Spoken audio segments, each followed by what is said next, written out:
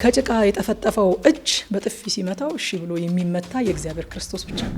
ኢየሱስ ክርስቶስ ጌታ ነው፣ እኛ ባሪያዎች ነን። ዋናው የችግሩ ሶርስ መሆኑን እያሳያቸው ነው። የአመፀኝነታቸውም የክፋታቸውም ሶርሱ መንፈሳዊ እውርነት እንደሆነ እያሳያቸው ነው። ኢየሱስ ፈዋሽ ነው። አሁንም በዚህ ዘመን ህይወት ኢየሱስ ነው። መታደስ ሲል መጽሐፍ ቅዱስ የሆነ የፈራረሰን ነገር ማበጃጀትና መጠጋገን አይደለም፣ አዲስ ብራንድ ኒው ማድረግ ማለት ነው። እድገት መስለው የሚታዩ ነገሮች እድገቶች አይደሉም።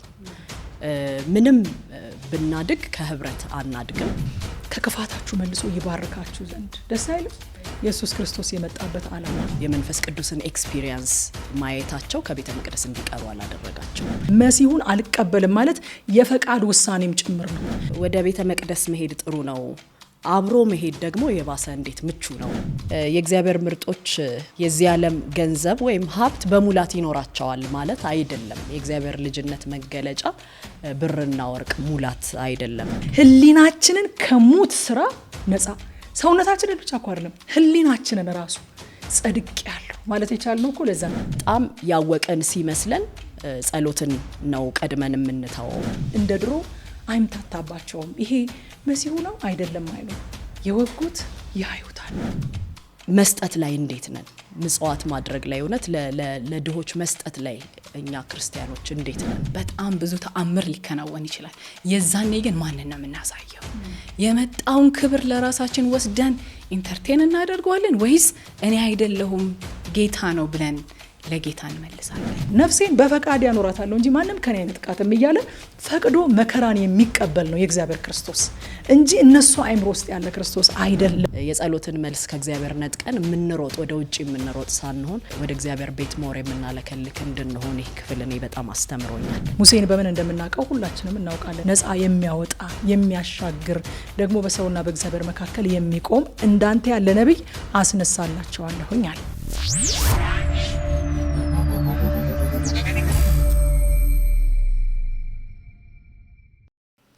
ጤና ይስጥልኝ የተወደዳችሁ የመጽሐፍ ቅዱስ ጥናት ቤተሰቦቻችን፣ ይህ ቃልህ የተሰኘ የእግዚአብሔርን ቃል የምናጠናበት ፕሮግራማችን ነው። አብራችሁን የጌታን ቃል እንድታጠኑ ግብዣችን ነው።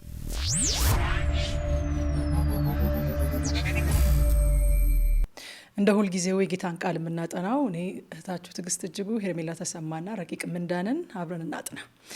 ከሐዋርያት ሥራ ምዕራፍ 3 ነው ዛሬ የምናጠናው። ከቁጥር 1 እስከ 10 ድረስ አንብበን ከሄርሚ ጋር ጸልየን እንጀምራለን። እሺ፣ ምዕራፍ 3 ከቁጥር 1 እስከ 10 ድረስ ከኔ ጋር እናነባለን። አንድ ቀን ጴጥሮስና ዮሐንስ በጸሎት ጊዜ ይኸውም ከቀኑ በ9 ሰዓት ወደ ቤተ መቅደስ ይወጡ ነበር። ወደ ቤተ መቅደስ ከገቡት ሰዎች ምጽዋት እንዲለምን ሰዎች በየዕለቱ ተሸክመው ውብ በተባለው የቤተ መቅደስ መግቢያ በር ላይ የሚያስቀምጡት አንድ ከተወለደ ጀምሮ ሽባ የሆነ ሰው ነበር። እርሱም ጴጥሮስና ዮሐንስ ወደ ቤተ መቅደስ ሲገቡ አይቶ ምጽዋት ለመናቸው። ጴጥሮስም ከዮሐንስ ጋር ወደ እርሱ ትኩር ብሎ አየውና እስቲ ወደኛ ተመልከት አለው።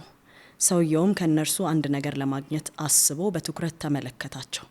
ጴጥሮስ ግን እኔ ብርና ወርቅ የለኝም፣ ነገር ግን ያለኝን እሰጥሃለሁ። በናዝሬቱ በኢየሱስ ክርስቶስ ስም ተነስተህ በእግርህ ተመላለስ አለው። ቀኝ እጁንም ይዞ አስነሳው። ወዲያውም እግሩና ቁርጭምጭሚቱ በረታ። ዘሎም ቀጥ ብሎ ቆመ፣ መራመድም ጀመረ። ወዲህ ወዲያ እየሄደና እየዘለለም እግዚአብሔርንም እያመሰገነ ከእነርሱ ጋር ወደ ቤተ መቅደሱ አደባባይ ገባ። ሕዝቡም ሁሉ እየተራመደና እግዚአብሔርን እያመሰገነ ሲመላለስ ባዩት ጊዜ ይህ ሰው ቀደም ሲል ውብ በተባለው የቤተ መቅደስ መግቢያ በር ላይ ተቀምጦ ምጽዋትን ይለምን የነበረው እርሱ መሆኑን አወቁ። በእርሱ ላይ ከተፈጸመውም ነገር የተነሳ በመደነቅና በመገረም ተሞሉ። እንጸልይ። እግዚአብሔር አምላክ ሆይ በጌታ በኢየሱስ ስም እናመሰግንሃለን። ስለዚህ ጊዜ በፊትህ ደግሞ በቃል ፊት ስለምንቀመጥበት ስለዚህ ሰዓት እናመሰግንሃለን። እግዚአብሔር ሆይ ቃልህ ያስተምራል፣ ቃልህ ይገስጻል፣ ቃልህ ያነሳል፣ ቃልህ ያቆማል። በቃልህ ውስጥ መንፈስ አለ፣ የሚሰራ መንፈስ አለ። እግዚአብሔር ሆይ ይህ ሁሉ ፕሪቪሌጅ ባለበት በቃል ፊት እንድንቀመጥ ስለረዳህን እናመሰግንሃለን። አቅም ስለሰጠህን እናመሰግንሃለን። እድል ስለሆነልን እናመሰግንሃለን። እግዚአብሔር ሆይ ቃልህን እያነበብን ደግሞ ከቃልህ እየተማርን መንፈስ እንዲሞላብን እግዚአብሔር ሆይ ከምናነበው ቃል በስተጀርባ ከፊደሉ በስተጀርባ ያለ መንፈስ እንዲያገኘን በኢየሱስ ክርስቶስ ስም እንጸልያለን። እኛን የምንናገርን ባሪያዎችህን ደግሞ የሚከታተሉንን አብረውን የሚያጠኑን ሁሉ እግዚአብሔር አምላክ ሆይ ከፊደል ያለፈ የመንፈስህ ሙላት በእያንዳንዳችን ላይ እንዲሆን በጌታ በኢየሱስ ስም ጸለይን። የሚረዳ የእግዚአብሔር መንፈስ በኢየሱስ ክርስቶስ ስም በእያንዳንዳችን ላይ ይሁን። እናመሰግንሃለን፣ እንባርክሃለን በጌታ በኢየሱስ ስም።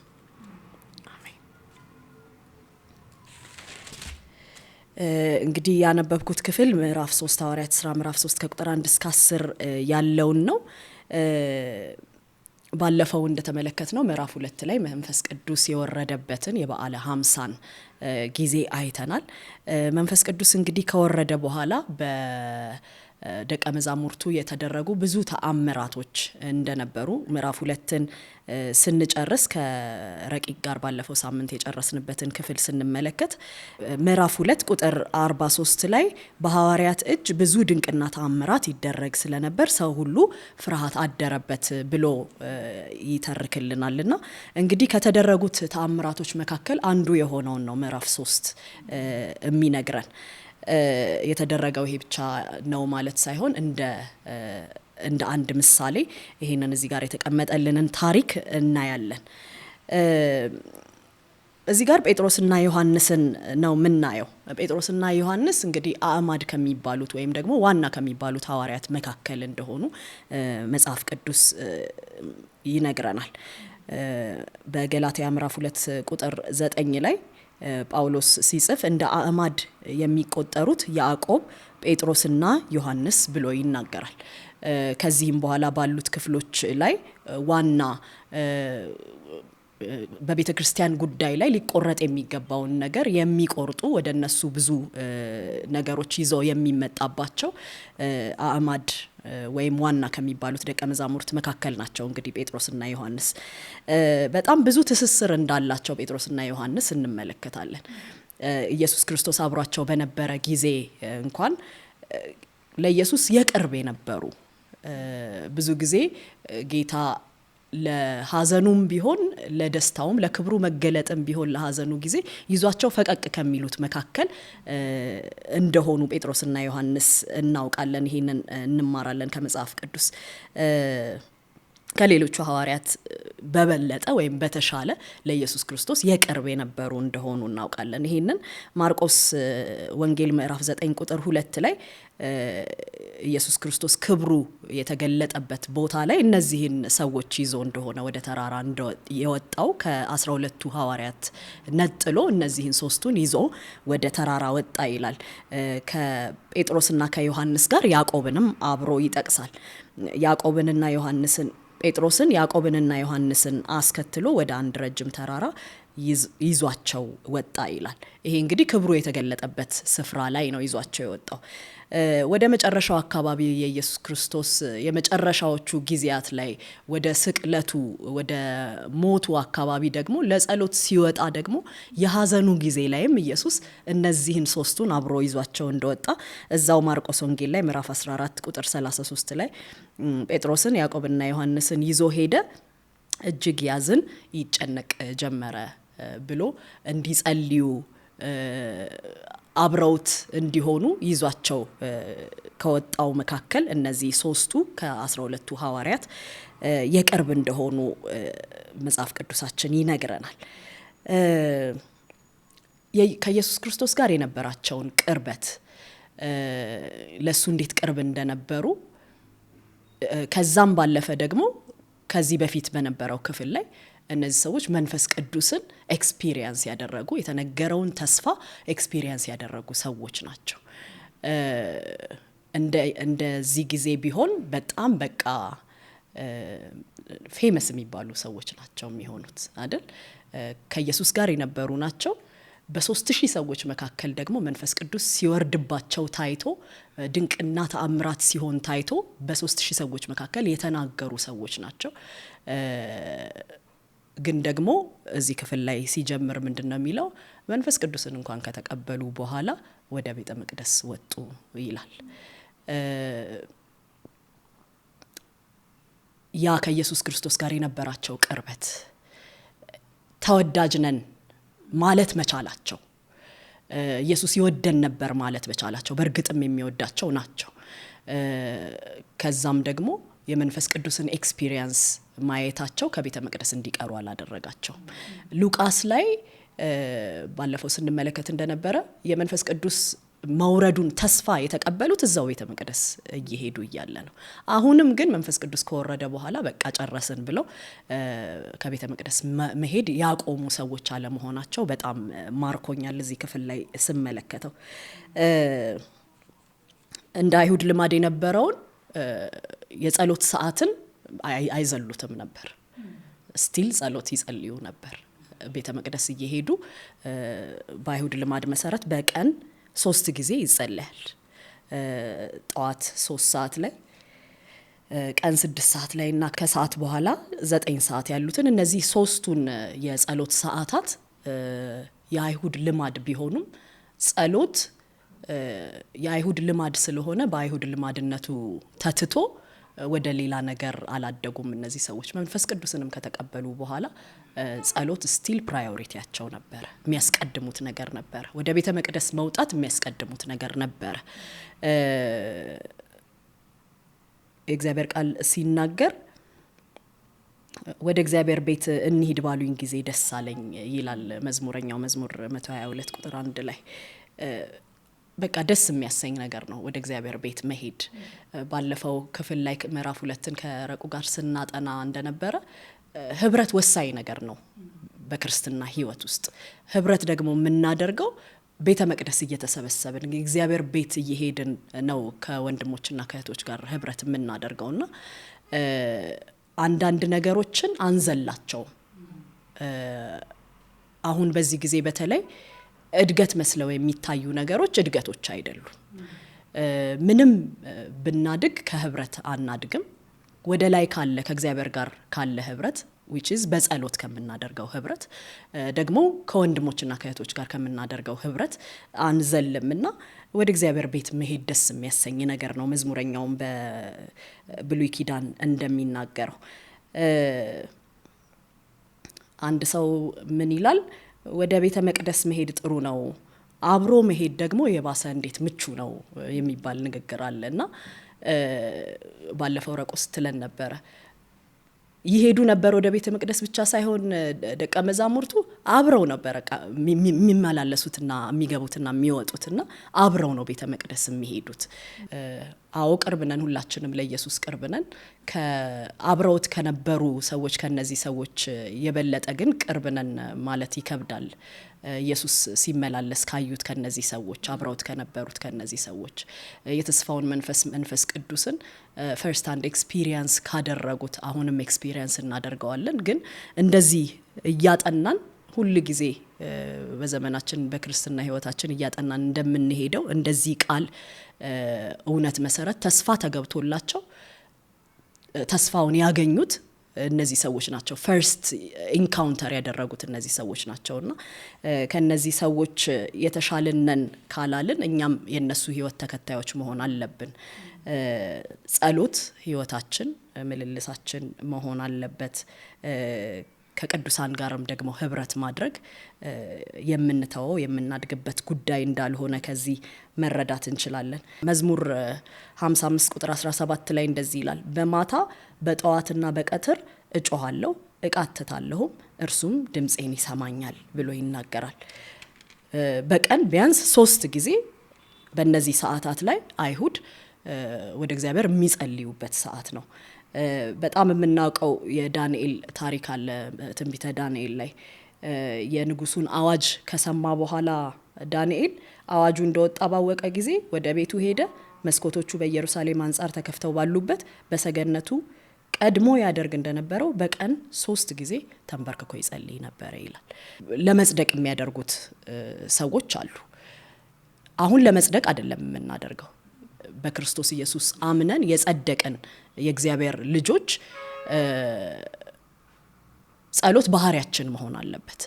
የምናደርግበት ሞቲቭ እና መንፈስ ነው የሚለያየው።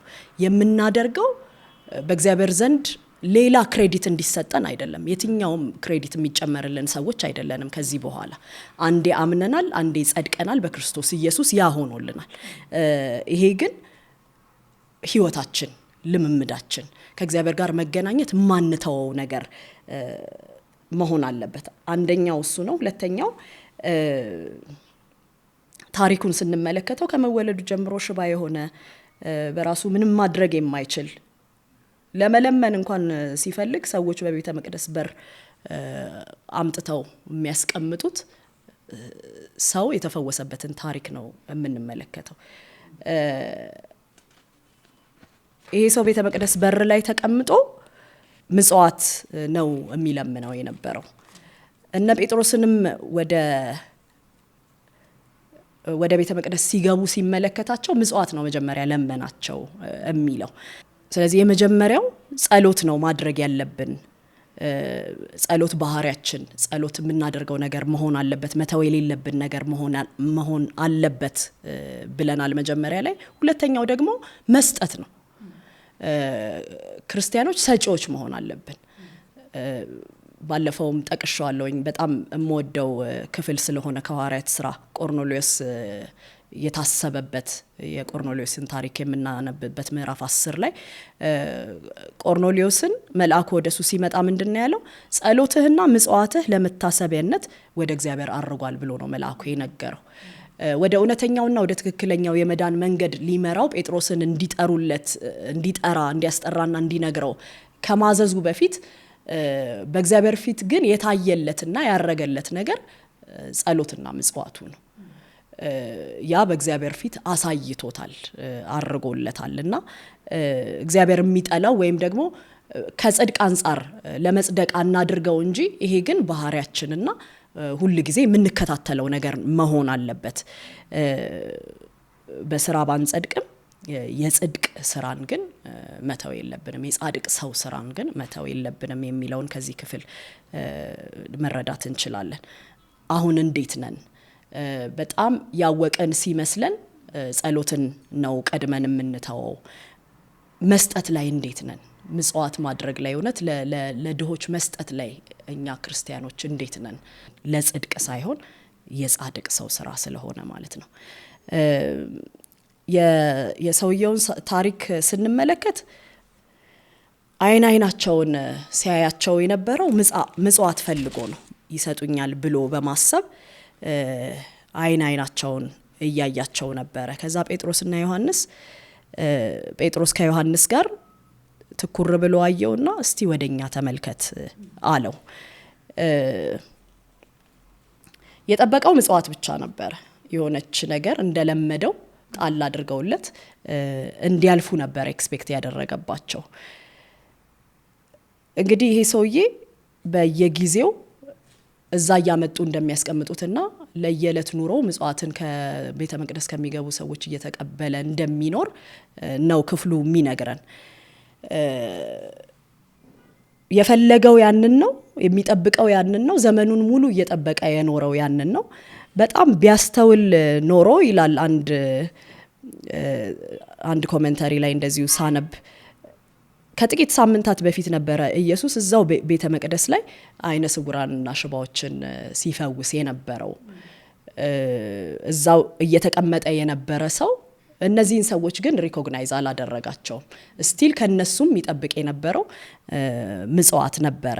ማቴዎስ 21:14 ላይ ነው በቤተ መቅደሱም ውስጥ አይነ ስውሮችና ሽባዎች ወደ እርሱ ቀረበው እሱም ፈወሳቸው ይላል ኢየሱስ ማለት ነውና ከመሞቱ ከጥቂት ሳምንታት በፊት ኢየሱስ እዛው ቤተ መቅደስ ላይ ሲፈውስ ነበር። እነዚህ ደግሞ ደቀ መዛሙርት አብረውት እንደነበሩ መቼም ኤክስፔክት እናደርጋለን ቤተ መቅደስ ሲወጣ ኢየሱስ ማለት ነውና ይሄ ሰው ግን ይሄንን አላየም፣ ይሄንን አልሰማም።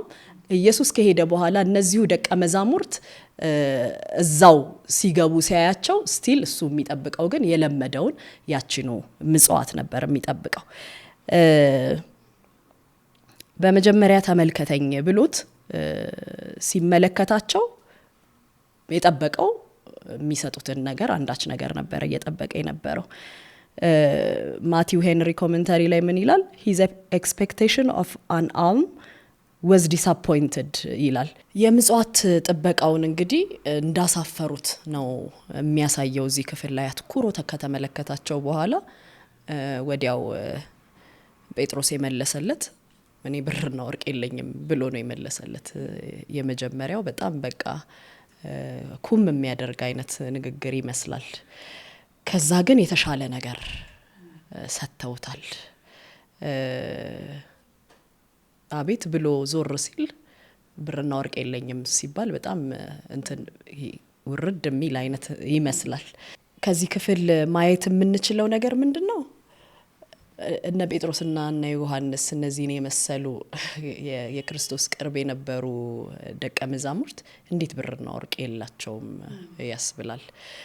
በዚህም ዘመን የእግዚአብሔር ምርጦች የዚህ ዓለም ገንዘብ ወይም ሀብት በሙላት ይኖራቸዋል ማለት አይደለም። የእግዚአብሔር ልጅነት መገለጫ ብርና ወርቅ ሙላት አይደለም የሚለውን ማየት እንችላለን። ግን የተሻለ ነገር አላቸው። ከዚህ ዓለም ብልጥግና የበለጠ የጌታ ኢየሱስ ክርስቶስ ስም አላቸው።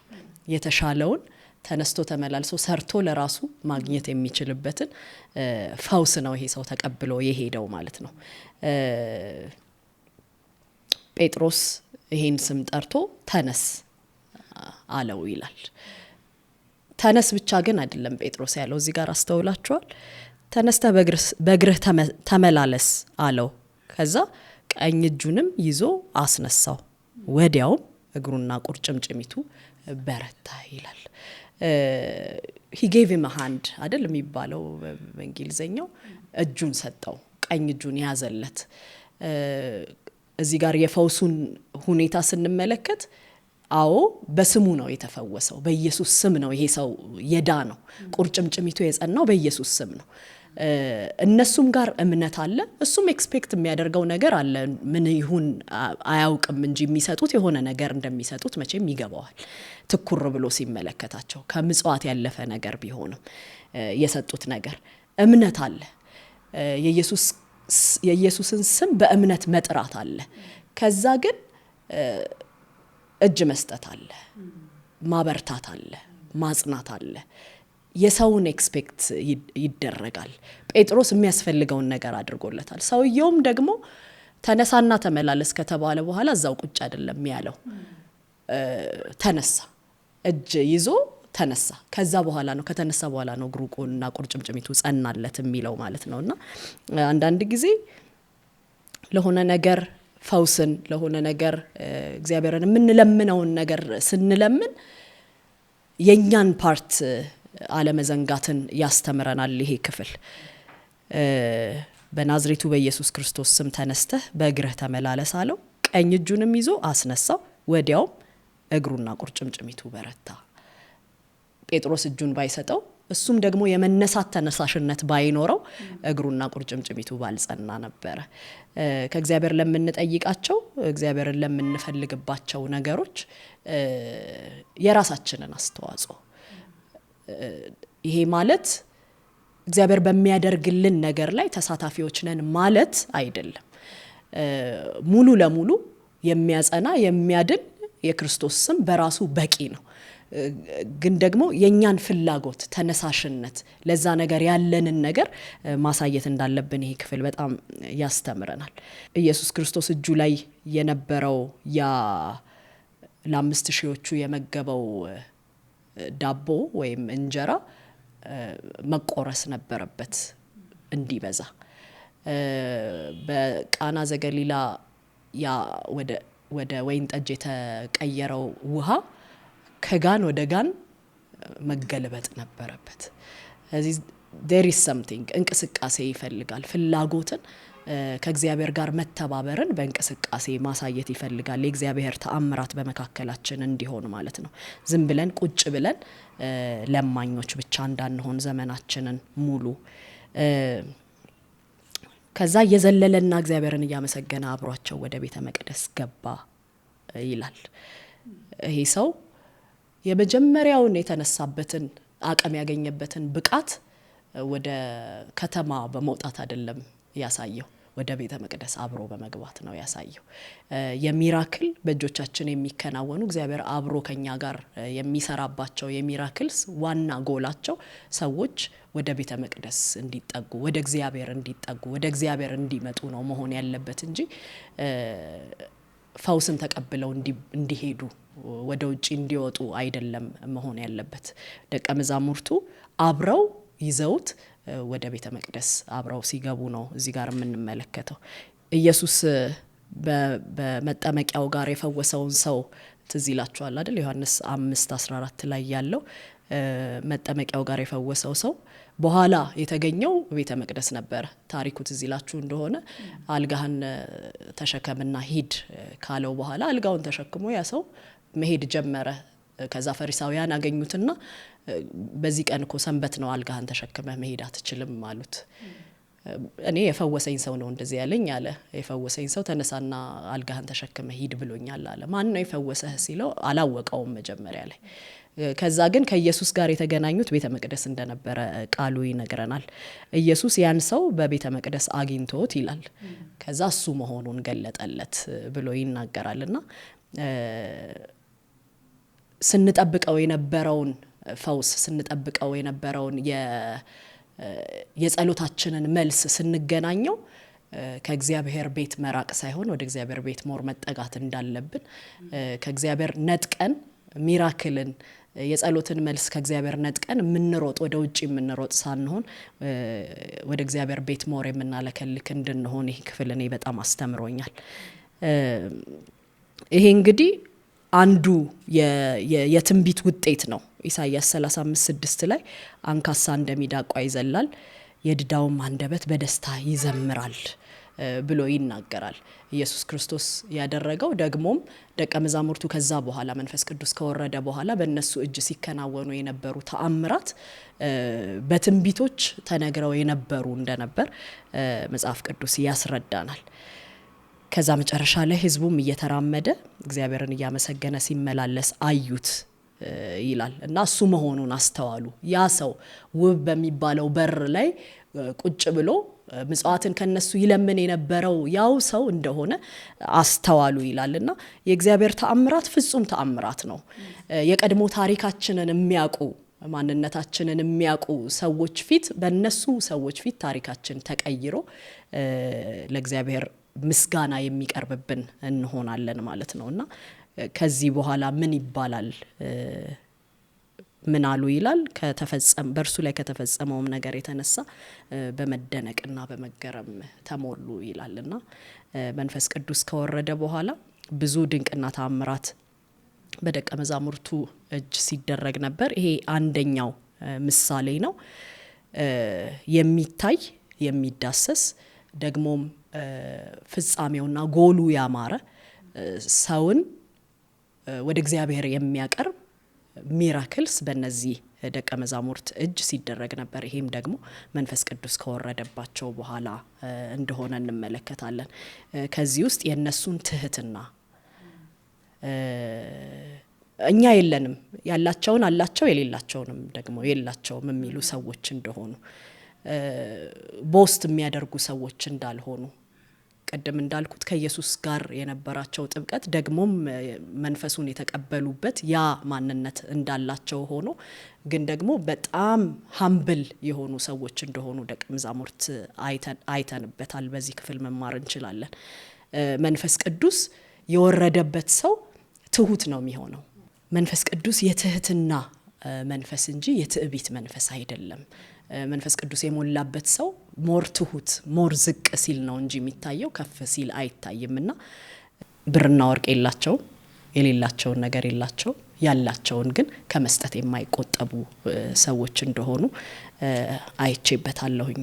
በዚህ ክፍል ሞር ከተደረገው ተአምራት የበለጠ የሰዎቹ ማንነት እኔ በጣም ማርኮኛል። ከመንፈስ ቅዱስ መውረድ በኋላ ስለሆነ ማለት ነው። የሰዎቹ ትሁታን መሆን በጣም ከዚህ ክፍል የምንማረውና የሚማርከን ነገር ነው።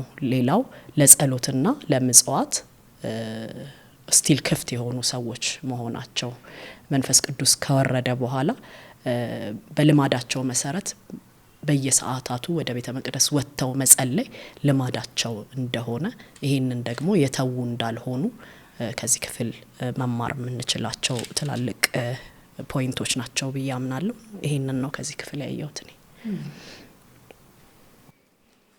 እሺ ከኔ ጋር ደግሞ ቀጥሎ ያለውን ክፍል እናያለን። ከቁጥር 11 እስከ 16 ያለውን ከቲጂ ጋር እናንብብና እንጀምራለን። እሺ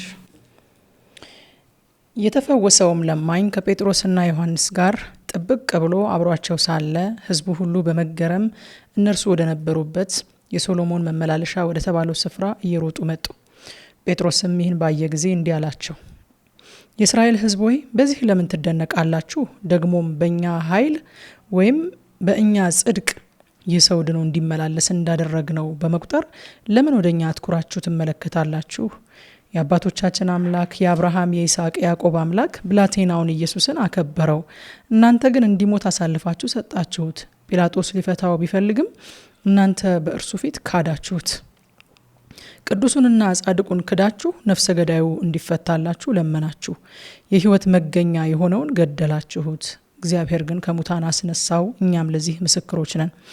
ይህ የምታዩትና የምታውቁት ሰው የበረታው በኢየሱስ ስም በማመን ነው። ሁላችሁም እንደምታዩት ፍጹም ፈውስ እንዲያገኝ ያደረገው የኢየሱስ ስምና በእርሱ አማካኝነት የሚገኘው እምነት ነው።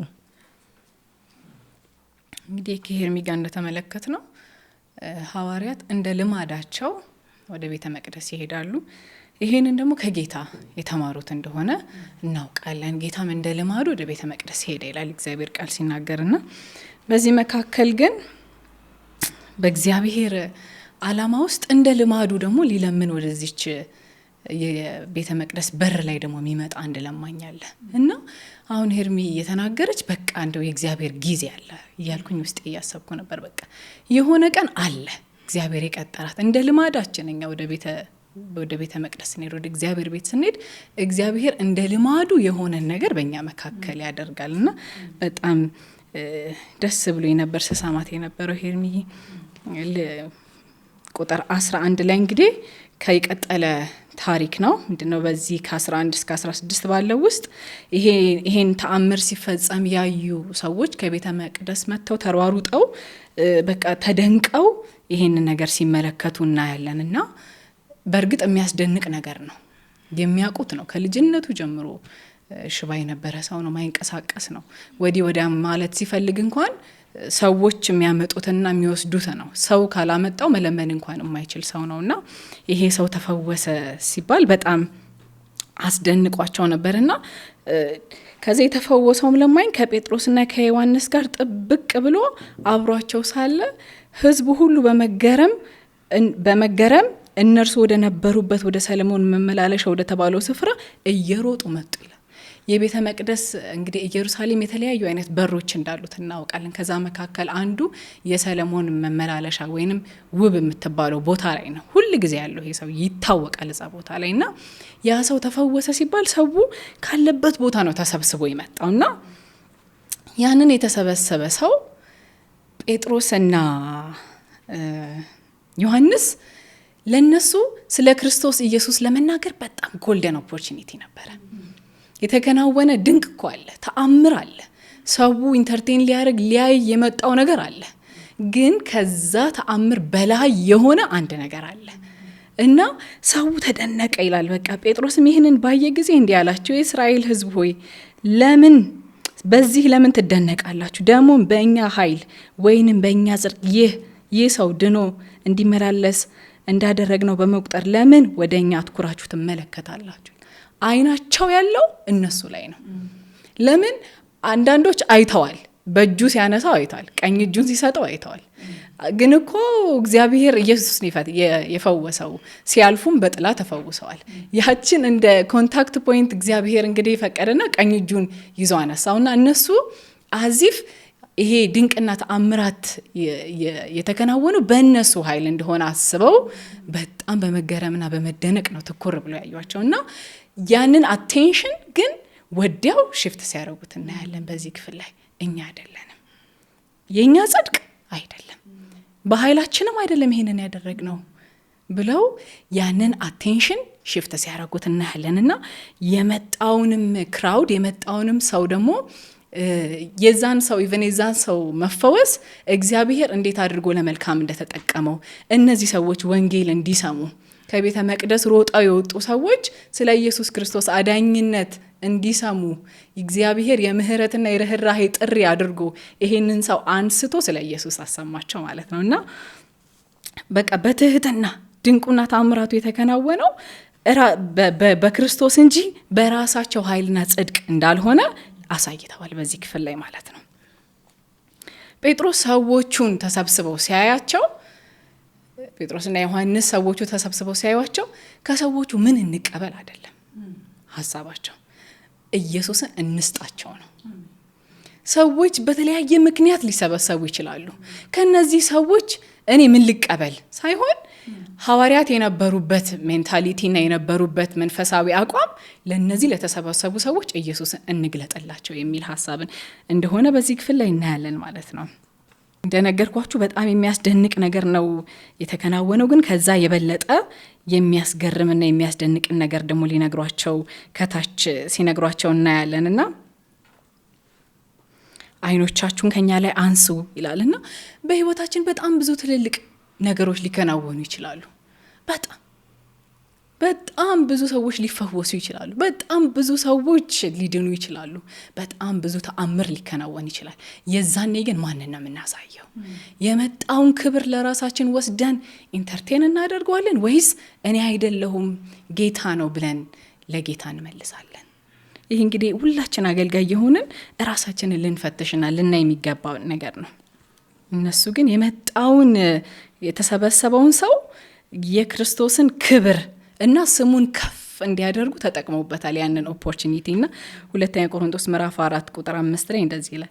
ሐዋርያው ጳውሎስ ነው የሚናገረው፣ እኛ የምንሰብከው ክርስቶስ ኢየሱስ ጌታ መሆኑን እንጂ ራሳችንን አይደለም። እኛ ራሳችንን ስለ ኢየሱስ ስንል የእናንተ አገልጋዮች ሆነናል። እኛ ራሳችን ስለ ኢየሱስ ስንል የእናንተ አገልጋይ ሆነናል። ስለ ራሳችን አንሰብክም። የሚሰብኩት በሐዋርያት ዘመን የነበሩ አገልጋዮች የሚሰብኩት ባገኙት አጋጣሚ ጌታ ኢየሱስ ክርስቶስን ብቻ ነው። ይሄ ለአገልጋዮች መርህ እንደሆነ በዚህ ክፍል ላይ እናያለንና ኢየሱስ ክርስቶስ ጌታ ነው፣ እኛ ባሪያዎች ነን። የሚከናወኑ ምንም አይነት ድንቆች ተአምራቶች በኢየሱስ መንፈስና በኢየሱስ ኃይል ነው እንጂ ከኛ የሆነ ነገር በእኛ ጽድቅ በእኛ ኃይል የሚሆን ነገር ከዛ ያለፈ ነው። ድንቅና ተአምር ከዛ ያለፈ እንደሆነ በዚህ ክፍል ላይ እናያለን። እንግዲህ ይሄ ስብከት ለተሰበሰበው ሰው ጴጥሮስ ሲሰብክ ይሄ ሁለተኛው ነው። ባለፈው ሳምንት እንደተመለከት ነው መንፈስ ቅዱስ በወረደ ዕለት ጴጥሮስ ሲሰብክ አይተናል። ይሄ ደግሞ በቤተ መቅደስ ውስጥ ለተሰበሰቡ ሰዎች ሲሰብክ እናያለን ማለት ነው። እንግዲህ ጌታ ኢየሱስ በምድር ሲመላለስ በጣም ብዙ የታመሙ ሰዎችን ፈውሷል። በጣም ብዙ እውራኖች በርተዋል፣ ሽባዎች ተሰርትረዋል እና አሁን እሱ የለም ፊዚካሊ፣ ግን መንፈስ ቅዱስ ግን አለ። የዛን ጊዜ በኢየሱስ ላይ የነበረው መንፈስ አሁንም በሐዋርያቶች ላይ አለና ኢየሱስ ፈዋሽ ነው። አሁንም በዚህ ዘመን ሂስቲል በቃ እግዚአብሔር አሁንም ይፈውሳል። ኢየሱስ አሁንም በመካከላችን የፈውስ መንፈስ በመካከላችን ይመላለሳል። አልቆመም። የሆነ እሱ ሲያደርግ አብሮ የሄደ ነገር አይደለም። መንፈስ ቅዱስ አለ። የወረደው እግዚአብሔር መንፈስ አሁንም ህይወትን ይሰጣል። አሁንም ሰዎችን ይፈውሳል ማለት ነው። ለምን ትደነቃላችሁ? አሁንም በቃ ይሄ ፈዋሹ እኮ ሞቶ አልቀረም፣ ተነስቷል። አሁን ደግሞ ወደ አባቱ ቀኝ አድርጓል። እሱ ሲሄድ መንፈስ ቅዱስ መጥቷል። ስለዚህ በቃ አትደነቁ እያሉ ይነግሯቸዋል ማለት ነው። ልክ ቁጥር 13 ላይ እንደዚህ ይላል፣ የአባቶቻችን አምላክ ይሏቸዋል። የእናንተና የኛ የአባቶቻችን አምላክ ብለው በሚሰሙ ሰዎችና በሰባኪዎቹ መካከል ድልድይን ይሰራል። we have something in common። እኔና እናንተ የምናመልከው አምላክ የአባቶቻችን አምላክ ብሎ ቀጥታ አይሁዳውያኖችን አድሬስ ያደርግ እንመለከታለንና የአባቶቻችን አምላክ የአብርሃም የይስሐቅ የያዕቆብ አምላክ ብላቴናውን ኢየሱስ ስላከበረው እናንተ ደግሞ እንዲሞት አሳልፋችሁ ስለሰጣችሁት ጲላጦስ ሊፈታው ቢፈልግም እናንተ በእርሱ ፊት ካዳችሁት፣ ቅዱሱንና ጻድቁን ክዳችሁ ነፍሰ ገዳዩ እንዲፈታላችሁ ለመናችሁ ብሎ ይነግራቸዋል ማለት ነው። እና ድልድይን የሰራው በእነሱና በሰባኪዎቹና በህዝቡ መካከል ድልድይን ሰራ። በቃ እንዲሰሙት ልባቸው እንዲከፈት ማለት ነው። እናንተ የምታመልኩትን ነው እኛም የምናመልከው ብለው ከዛ ይነግሯቸዋል ማለት ነው። ከዛ ግን ብላቴናው ኢየሱስን አከበረው የሚል ክፍል አለ። ብላቴናው ኢየሱስን አከበረው ይላል እና እቺ ቃል ለነሱ አዲስ አይደለችም። አይሁዳውያን ከልጅነታቸው ጀምሮ የብሉይ ኪዳንን መጽሐፍት ሲያነቡት ሲያጠኑት ነው የኖሩት እና ይሄንን ቃል ያውቁታል። ይሄ ብላቴናው ኢየሱስን አከበረው የሚለው ቃል ኢሳይያስ 52 ቁጥር 13 ላይ ያውቁታል። ይሄ የሚመጣው መሲህ ታይትል ነው፣ መጠሪያ ነው። ሰርቫንት አገልጋይ እያለ እግዚአብሔር የሚናገርበት አንዱ መጠሪያው ነውና ለነሱ አዲስ አይደለም። ይሄ ስም የሚያውቁት ስም ነውና ኢሳይያስ 52 ቁጥር 13 ላይ እነሆ ባሪያዬ በማስተዋል ያደርጋል፣ ይከብራል፣ ከፍ ከፍም ይላል፣ እጅግ ታላቅም ይሆናል የሚለውን በኢሳይያስ ዘመን የተነገረውን ትንቢት ያውቁታል። ስለዚህ ለነሱ በጣም ሾኪንግ ነው፣ አስደንጋጭ ነገር ነው። ስለዚህ የተሰቀለው ያ የምንጠብቀው መሲህ ነው ማለት ነው ብለው በእነሱ ውስጥ ድንጋጤን ይፈጥራል ማለት ነው። የብሉይ ኪዳን መጽሐፍት ባሪያ እያለ የሚጠራው መሲሁን እንደሆነ ስለሚታወቅ ማለት ነው። እና ይሄ የትንቢት ፍጻሜንም ጭምር ነው እየተናገሩ ያሉት ሐዋርያት በዚህ ክፍል ላይ። ኢሳይያስ ምዕራፍ 42 እንግዲህ የእግዚአብሔር አገልጋይ ስለሆነው ስለሚመጣው ስለመሲሁ ነው የሚናገረውና በትክክል ይሄ እሱ ጴጥሮስ የሚናገረውን ክፍል እነሱ ያውቁታል። ብላቴናው አገልጋይ ብሎ የተናገረው ስለ ኢየሱስ እንደሆነ ይታወቃል ማለት ነው። ዮሐንስ ወንጌል ምዕራፍ 10 ከቁጥር 23 እስከ 33 ላይ እንየው ጌታ ኢየሱስ ራሱ በዚች ቦታ ላይ በአካል ስለ ራሱ ሲናገር የነበረበት ክፍል ከቲጂዬ ጋር እናነባዋለን። ዮሐንስ ወንጌል ምዕራፍ 10 ቁጥር 23 እስከ 33 ድረስ። እሺ። ኢየሱስም በቤተ መቅደስ ግቢ በሰለሞን መመላለሻ ያልፍ ነበር። አይሁድም ከበውት እስከ መቼ ልባችንን አንጠልጥለህ ታቆየናለህ? አንተ ክርስቶስ ከሆንክ በግልጽ ንገረን አሉት። ኢየሱስም እንዲህ ሲል መለሰላቸው፣ እኔ ነግሬያችሁ ነበር፣ እናንተ ግን አታምኑም። በአባቴ ስም የማደርጋቸው ተአምራት ስለ እኔ ይናገራሉ፣ እናንተ ግን በጎቼ ስላልሆናችሁ አታምኑም። በጎቼ ድምፄን ይሰማሉ፣ እኔ አውቃቸዋለሁ፣ እነርሱም ይከተሉኛል። እኔ የዘላለም ሕይወት እሰጣቸዋለሁ፣ ከቶ አይጠፉም፣ ከእጄም ሊነጥቃቸው የሚችል ማንም የለም። እነርሱን የሰጠኝ አባቴ ከሁሉ ይበልጣል፣ ከአባቴም እጅ ማንም ሊነጥቃቸው አይችልም። እኔና አብ አንድ ነን። አይሁድ ሊወግሩት እንደገና ድንጋይ አነሱ። ኢየሱስ ግን ከአብ የሆኑ ብዙ ታላላቅ ተአምራትን አሳየኋችሁ፣ ታዲያ ከነዚህ ስለ የትኛው ትወግሩኛላችሁ አላቸው። አይሁድም የምንወግርህ ተራ ሰው ሆነ ሳለ ራስህን አምላክ በማድረግ የስድብ ቃል ስለተናገርክ ነው እንጂ ከእነዚህ ስለ የትኛውም አይደለም ብለው መለሱለት። በዚች ቦታ ላይ ኢየሱስ ክርስቶስ እነሱ የሚጠብቁት መሲህ ክርስቶስ እንደሆነ ነግሯቸው ነበረ። አልሰሙትም። እንዲያውም ሊወግሩትና ሊገድሉት ፈለጉ። ለምን የምትገሉኝ ሲላቸው እግዚአብሔርን ስለሰደብኩ በቃ ልጁ ነኝ ማለት እግዚአብሔር ነኝ ማለት እንደሆነ ስለሚያውቁ ማለት ነው። እና አሁን ግን ኢየሱስ የለም፣ መንፈስ ቅዱስ ግን አለ። ስለዚህ አሁን በጴጥሮስና በዮሐንስ አንደበት ነው እየተነገረ ያለው። እነዚህ ሰዎች ናቸው አሁን ይሄ ድንቁና ተአምራቱ ሲፈጸም ሊያዩ ሮጦ የመጡ ሰዎች ናቸው ኢየሱስን ያስገደሉት፣ ኢየሱስን ወደ መስቀል ያመሩትና አሁንም ግን እግዚአብሔር ራርቶላቸው የንስሐን ጥሪ ሲያደርግላቸው ነው የምንመለከተው በዚህ ክፍል ላይ ማለት ነውና እግዚአብሔር ይራራል። እንደ ሰው አይደለም እግዚአብሔር። ከዚህ በፊትም ሄርሚዬ ብላናለች አይደለ? በቃ እግዚአብሔር ይራራል። እነዚህ ሰዎች ጌታ ኢየሱስ በመስቀል ላይ ሆነ የሚያደርጉትን አያውቁምና ይቅር በላቸዋል። እየተሰቀለ ያለው እኮ ኢየሱስ ክርስቶስ የእውነት የሚጠብቁት መሲህ እንደሆነ ቢያውቁ ኖሮ አያደርጉትም ነበር። ግን ባለፈው ሳምንት በነበረው ጥናታችን ላይ አይተናል አይደለ?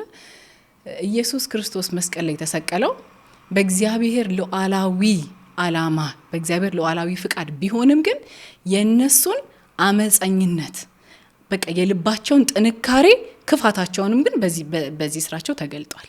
እና ሁኔታው በቃ ለእግዚአብሔር ሰርፕራይዝ አልነበረም። የኢየሱስ ክርስቶስ መሰቀል ሳምንት እንዳጠና ነው ሰርፕራይዝ አልነበረም።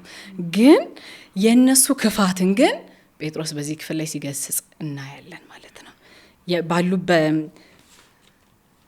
ስላጠፉት ጥፋት ቀጥታ ነው የሚነግራቸው። ሊያባብላቸው በእነሱ ዘንድ ተቀባይነትን ለማግኘት ምናምን ሲሞክር አናየውም። መስማት የሚፈልጉትን ነገርም ሲነግራቸው አናይ። ጥፋት አለ በእነሱና በእግዚአብሔር መካከል። ደህና አይደሉም፣ ከእግዚአብሔር ጋር ደህና አይደሉም እና እናንተ ክዳችኋል ይላቸዋል።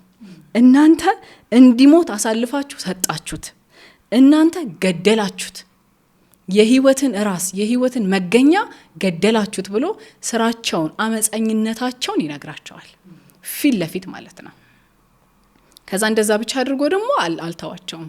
ደግሞ የንስሐን ጥሪ ደግሞ ቀጥሎ ያቀርባል እና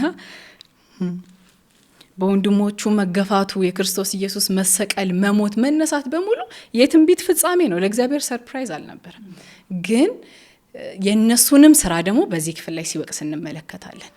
ስለሚያስፈልግ ማለት ነው። ኃጢአተኛ መሆናቸው፣ ጥፋተኛ መሆናቸው ገብቷቸው በቃ አዳኝ ያስፈልገናል እንዲሉ ያሉበት ያደረጉትን ነገር በትክክል ሲነግራቸው እናያለን ማለት ነው።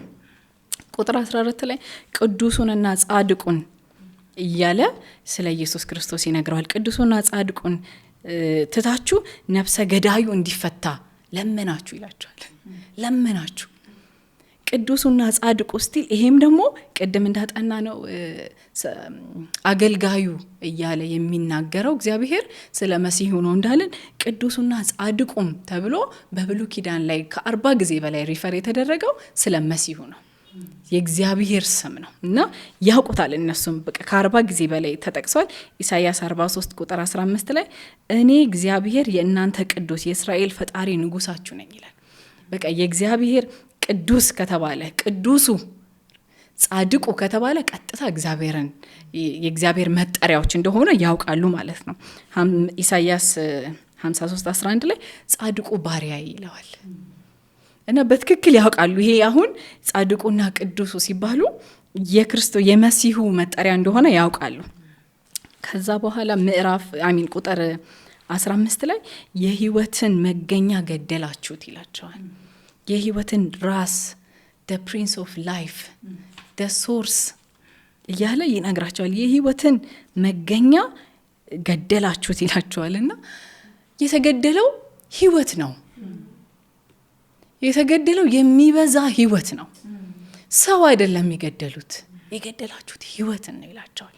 ኃጢአታቸውን ክፋታቸውን ያበዛው በእውነት የሆነ አለ አይደለ? ቅድም ከትጄ ጋር ያወራን ነበረ። አንድ ሰው ሁሉ ባይሞት ጥሩ ነው፣ ባይገደል ጥሩ ነው። ግን ደግሞ በጣም ሃይ ኦፊሻል የሆኑ ሰዎች አሁን ለምሳሌ ፕሬዚደንት አሜሪካ ላይ የተገደለ ፕሬዚደንት አለ። እስከ ዛሬ ድረስ እናውቃለን ማን እንደገደለው። ለምን ሲባል የገዳዩንም ኃጢአት ያበዛው የሰውየው ስታተስ ነው። ገዢ ነዋ፣ አስተዳዳሪ ነዋ። በዛን ቀን እኮ የሞቱ በጣም ብዙ ሰዎች አሉ፣ ግን አይታወቁም። ጥፋቱም ይበዛል፣ ቅጣቱም ይበዛል። የገደላችሁት የህይወትን ራስ ነው ይላቸው፣ የህይወትን መገኛ ነው ብሎ በዚህ ወቅሳቸዋልና መገኛ ማለት የህይወት ዮሐንስ 1:1 ላይ ማለት ያለው ቃል ነው። ይሄ መገኛ መጀመሪያ የሚለው ቃል ማለት ነው። በመጀመሪያም ቃል ነበረ። መጀመሪያ የምትለው መገኛ አርኬ የምትል ግሪክ ወርድ ናት። መገኛ ማለት መጀመሪያ የተፈጠረ የሚል ሳይሆን የተገኘበት ምንጭ፣ ራስ፣ ሶርስ፣ ኦሪጂን የሚለውን ቃል ነው ያዘውና ህይወት የሚገኝበትን ፍጥረት ህይወት ያገኘበትን እናንተ ራሱ ህይወትን ያገኛችሁበትን ህይወትን ይገደላችሁት ብሎ በዚህ ክፍል ላይ ይናገራቸዋል። ስለዚህ በዚህ ስብከት ውስጥ ጴጥሮስ ኢየሱስ አምላክ ነው፣ ኢየሱስ እግዚአብሔር ነው የሚለውን ሐሳብ ነው እየሰበከላቸው ያለውና አገልጋይ ይላቸዋል፣ ቅዱሱ፣ ጻድቁ፣ ከዛ ደግሞ የህይወት ራስ እያለ ኢየሱስ ክርስቶስ ማን እንደሆነ ይነግራቸዋል ማለት ነው። ዕብራውያን ምዕራፍ 12 ቁጥር 2 ላይ የእምነታችንም ራስና ፈጻሚውን ኢየሱስን ተመልክተን በፊታችን ያለውን ሩጫ በትዕግስት እንሩጥ ይላል። የእምነታችንም ራስ፣ የእምነታችንም መገኛ፣ የእምነታችንም ሶርስ ኢየሱስ ነው። በምንኖረው በዚህ በፊዚካል ዓለም ላይም ደግሞ ስንኖር የተገኘነውም ደግሞ ከኢየሱስ ነው። ስለዚህ የመንፈሳዊ ህይወታችንም መገኛ ኢየሱስ ነው። ፊዚካሊ ስንኖርም ደግሞ የኑሯችን የፍጥረት ሁሉ መኖሪያ የሆነው ኢየሱስ ነውና በስጋ ብንኖርም በመንፈሳዊ ህይወታችንም የህይወታችን መገኛና ራስ የሆነው ኢየሱስ ነው። ዮሐንስ ወንጌል ምዕራፍ 14 ቁጥር 6 ላይ መንገድ እውነት ህይወት እኔ ነኝ ይላል ኢየሱስ። በቃ ህይወት ኢየሱስ ነው። ሐዋርያው ጳውሎስ እንዳለ በቃ ህይወት ምንድነው? ህይወት ኢየሱስ ነው። አሁን የምንኖረው ህይወት የሚበዛው ህይወት ኢየሱስ ነው። እሱን ነው የገደላችሁት ነው የሚላቸው በዚህ ክፍል ላይ። የህይወት መገኛ የሆነውን ገደላችሁት ይሉና ግን ደስ የሚለው ነገር the good news is እግዚአብሔር ግን ከሙታን አስነሳው ይላል። አሁን እሱ የህይወት ራስ ነበረ ግን እናንተ ገደላችሁት ብለን አዝነን የምንቀመጥ ሳይሆን እግዚአብሔር ግን አስነስቶታል ይላል። ሃሌሉያ! በእውነት አስነስቶታል። በቃ ለዚህም ደግሞ እኛ ምስክሮች ነን ይላል። የተነሳውን አይተነዋል። እንዲያውም 40 ቀን ከኛ ጋር ሲመላለስ ነበረ፣ አይተነዋል፣ ተነስቷል እያሉ ይነግሯቸዋል። ከዛ ቁጥር 16 ላይ ይህ የምታዩትና የምታውቁት ሰው፣ አሁን የምታዩት ብቻ አይደለም የምታውቁት፣ ከልጅነቱ ጀምሮ ራሱን መሸከም የማይችለው ሰው ወዲህ ወዲያ የሚያደርገው ሽባው ሰው፣ ይህ የምታውቁት ሰው የበረታው ቁርጭምጭሚቱ የጸናችለት በኢየሱስ ስም በማመን ነው ይሉታል። በኢየሱስ ስም በማመን ነው ይልና ሁላችሁም እንደምታዩት ፍጹም ፈውስ እንዲያገኝ ያደረገው የኢየሱስ ስምና በእርሱ አማካኝነት የሚገኝን እምነት ነው ይላል። ሃሌሉያ! በእውነት በዚህም ዘመን እኮ ፊዚካሊ ሽባ ባንሆንም መንፈሳዊ ሽባነት እኮ በጣም አለ ቤተክርስቲያን ውስጥ። በራሳችን መንቀሳቀስ እማንችል ብድግ በቃ የሆነ ቦታ ሰዎች እንዲያስቀምጡን የሆነ ቦታ እንዲያነሱን ያለ ሰው ምንም ፋንክሽን ማድረግ እማንችል ሆነናል። መንፈሳዊ ሽባነት ቤተክርስቲያናችን ውስጥ ገብቷል። እግዚአብሔር ዛሬ ይሄ ህይወት የሆነው ኢየሱስ በእውነት ዛሬ በቃ መጥቶ ብድግ እንዲያረገን ነው የኔ ጸሎት። ይሄ የሚሆነው ደግሞ በኢየሱስ ስም በማመን ነው ይላል። የኢየሱስ ስሙ ማንነቱ ነው። ከዛ ደግሞ ስሙ ስልጣን ነው። ሰጥቶን የሄደው ለክርስቲያን ሰጥቶን የሄደው መዋጊያ እኮ አንዱ ስሙ ነው። የእግዚአብሔር ቃል አለ፣ ከዛ ደግሞ ስሙ ነው። ስለዚህ በስሙ ሽባ ይተረተራል፣ ድካም ይነሳል። ኃይልና ስልጣን ስላለው ማለት ነው። የኢየሱስ ስም ኃይል አለው። በስሙ በማመን ይላል። በስሙ በማመን እምነት የሚገኘው ከመስማት ነው። መስማት ደግሞ የእግዚአብሔር ቃል ነው። የእግዚአብሔርን ቃል ስንሰማ እምነት በውስጣችን ይመጣል። የኢየሱስን ስም እናምነዋለን።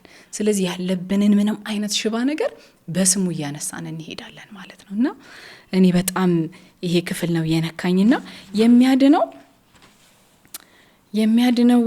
ድንቅና ተአምራትን ሩቅ ሆኖ መመልከት እና በሰዎች መደነቅ ሳይሆን የሚያድነው በክርስቶስ ኢየሱስ ማመን ነው፣ በስሙ ማመን ነው። ሮሜ 10:10 ላይ እንደሚለው ማለት ነው። ስለዚህ ያዳነን ኢየሱስ ነው። ኢየሱስ ያድናል። ካለብን ከተለያየ አይነት ችግር ኢየሱስ ያድናል። ስሙም አዳኝ አይደል? ያድነናል። ደሞም አድኖን አይተናል። ኢየሱስ ያድናል። ተባረክ ይረቁ ሄርሚ የጌታ ይባርክሽ። የዚህን ሰው ታሪክ ነው እንግዲህ ምዕራፍ 3 ሙሉን የሚናገረው ስለዚህ ሰው ታሪክ ነው። እኔም ቀጥዬ የማነሳው ከቁጥር 17 እስከ 26 ድረስ ያለውን ነው። በዚሁ ታሪክ ላይ ተመርኩዞ ጴጥሮስ የሚናገረውን ነገር ነው እንደገና ማነሳው። ክፍሉን ላንብበውና ልጀምር። ከቁጥር 17 ጀምሮ እንደዚህ ይላል። አሁንም ወንድሞች ሆይ እናንተ ይህን ያደረጋችሁት እንዳለቆቻችሁ ሁሉ ባለማወቅ እንደሆነ አውቃለሁ። እግዚአብሔር ግን የእርሱ የሆነው ክርስቶስ መከራን እንዲቀበል አስቀድሞ በነቢያቱ ሁሉ አፍ የተናገረውን ፈጽሟል። እንግዲህ ኃጢአታችሁ እንዲደመሰስ ንስሐ ግቡ፣ ከመንገዳችሁም ተመለሱ፣ ከጌታም ዘንድ የመታደስ ዘመን ይመጣላችኋል። ደግሞም አስቀድሞ ለእናንተ የተመደበውን ክርስቶስን እርሱም ኢየሱስን ይልክላችኋል። እግዚአብሔር አስቀድሞ በቅዱሳን ነቢያቱ አፍ እንደተናገረ ሁሉን ነገር እስከሚያድስበት ዘመን ድረስ እርሱ በሰማይ ይቆይ ዘንድ ይገባል። ሙሴም እንዲህ ብሎአል፣ ጌታ አምላካችሁ ከእናንተ መካከል እንደኔ ያለ ነቢይ ያስነሳላችኋል፣ እርሱም የሚነግራችሁን ሁሉ ስሙት። ይህንን ነቢይ የማትሰማ ነፍስ ሁሉ ከሕዝቡ መካከል ተለይታ ትጥፋ። በእርግጥም ከሳሙኤል ጀምሮ የተነሱ ነቢያት ሁሉ ስለ እነዚህ ጊዜያት ተናግረዋል። እናንተም የነቢያት ልጆች ናችሁ። ደግሞም እግዚአብሔር ለአብርሃም በዘርህ የምድር ወገኖች ሁሉ ይባረካሉ ብሎ የገባው ኪዳን ወራሾች ናችሁ። እግዚአብሔር ብላቴናውን ባስነሳ ጊዜ እያንዳንዳችሁን ከክፋታችሁ መልሶ ይባረካችሁ ዘንድ አስቀድሞ ወደ እናንተ ላከው ይላልና ይሄ ከ17 እስከ 26 ድረስ ያለው ክፍል የጴጥሮስ የሁለተኛው ስብከት ቀጣይ ክፍል ነው። የመጀመሪያው ስብከት ባለፈው ሳምንት ያየነው ምዕራፍ 2 ላይ ያለው ነው። ይሄ ደግሞ ሁለተኛው ስብከት አሁን ከረቁ ጋር የጀመርነው ነው። የሽባውን መተርተር ተከትሎ ጴጥሮስ ይህንን ኦፖርቹኒቲ ጌታን ለመስበክ ጌታን ለሰዎች ለመንገር ሲጠቀምበት እያሳየችን ነበረ ረቁና ተአምራቱን ከማብራራት ነው የጀመረው። ቅድም ካንቺ ጋር እንዳየ ነው ተአምራቱን በማብራራት ጀምሮ የተደረገውን ፈውስ ተጠቅሞ አሁን ደግሞ ዘላለማዊ የሆነውን የእግዚአብሔርን ሀሳብ ያስረዳቸዋል። ሰው ተፈወሰ። የተፈወሰው ሰው በእኛ ኃይል አይደለም፣ በኢየሱስ በማመን ነው፣ በኢየሱስ ስም ነው የተፈወሰው አላቸው። ከዛ ደግሞ የተአምራቱን ዓላማ ደግሞ እንደገና ያብራራላቸዋል ማለት ነው እና ተአምራቱ የመልእክቱ ማረጋገጫ ቢሆንም የመልእክቱ ማዕከል ግን ሁልጊዜም ክርስቶስ ነው። ተአምራቶች የሚሆኑት መልእክትን ለማስረገጥ ነው። እግዚአብሔር በድንቅና በተአምራት መልእክትን ያጸናል። ጌታ ኢየሱስ ክርስቶስን በምድር ላይ ሲመላለስ ባለፈው ሳምንት እንዳየነው በድንቅና በተአምራት እግዚአብሔር መሰከረለት ይላል። በንግግር ብቻ ሳይሆን በድንቅ በተአምራት ሲመሰክርለት አይተናል። በሐዋርያትም እጅ ደግሞ ድንቅና ተአምራት የሚደረግ የነበረው መልእክቱ ለማጽናት ትክክል ነው የሚናገሩት ነገር ለማለት ነው። እግዚአብሔር የእኛን ሀሳብ ለማጽናት ድንቅና ተአምራት አያደርግም። የራሱን ሀሳብ ለማጽናት ግን ያደርጋል። የመልእክቱ ማዕከል ደግሞ ኢየሱስ ክርስቶስ ነው።